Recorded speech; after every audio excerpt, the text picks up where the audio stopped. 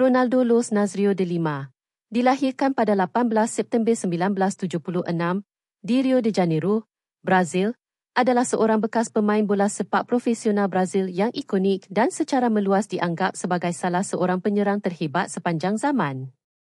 Dikenali sebagai O fenomena, Ronaldo memukau dunia dengan kelajuannya yang meletup, kemahiran menggelicik yang memukau, penyelesaian klinikal, dan kekuatan yang luar biasa, menjadikannya hampir tidak dapat dihentikan pada masa kemuncaknya. Gabungan atletik mentah dan kemahiran hebatnya telah mentakrifkan semula peranan seorang penyerang tengah. Kejaya kelab Ronaldo yang gemilang menyaksikannya bermain untuk beberapa pasukan terbesar di Eropah. Beliau mula dikenali ramai bersama Cruzeiro di Brazil sebelum berpindah ke Eropah.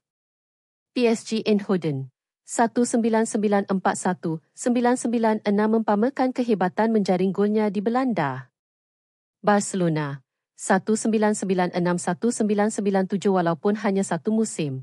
Beliau menghasilkan salah satu musim individu paling fenomenal, menjaringkan 47 gol dalam 49 perlawanan dan memenangi pemain terbaik dunia FIFA pada usia 20 tahun.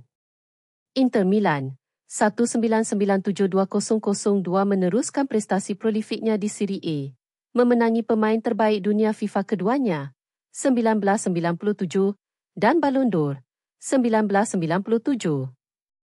Real Madrid 2002-2007 menyertai era Galacticos, memenangi gelaran La Liga dan pemain terbaik dunia FIFA ketiganya, 2002. AC Milan 2007-2008 dan Corinthians 2009-2011 menamatkan kejayaannya di Brazil.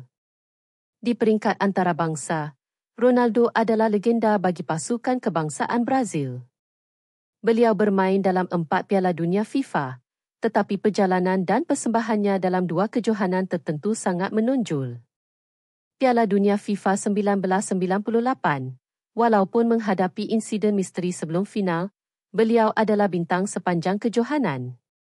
Piala Dunia FIFA 2002, setelah bertahun-tahun bergelut dengan kecederaan lutut yang teruk, beliau membuat kemunculan semula yang sensasi, memimpin Brazil meraih gelaran Piala Dunia kelima mereka, menjaringkan 8 gol, termasuk 2 dalam final, untuk memenangi kasut emas. Ronaldo juga memenangi Ballon d'Or 2 kali, 1997, 2002. Walaupun kejayaannya diganggu oleh kecederaan serius, impak Ronaldo Nazario terhadap bola sepak adalah besar. Beliau kekal sebagai figura inspirasi kerana daya tahannya dan gabungan unik kelajuan, kekuatan dan tekniknya yang mengubah permainan selama-lamanya.